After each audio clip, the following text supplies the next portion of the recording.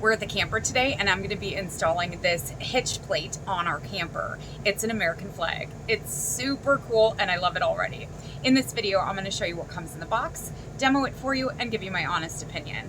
The seller did send this to us in exchange for a video. However, all of the views and opinions in this video are my own. In the box, you are going to have the actual hitch plate itself. It is part gloss and part matte. There are 3 positions that you can put this into your hitch receiver. You're going to have a really nice hitch lock. This has a rubber seal that covers the keyhole so that moisture doesn't get inside.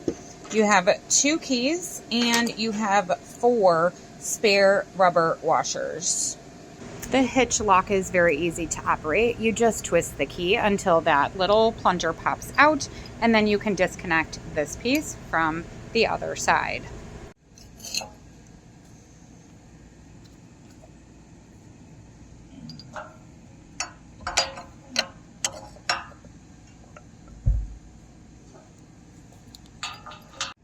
This looks fantastic and it was so easy to install. If you are looking for a decorative hitch plate, I would not hesitate to recommend this one.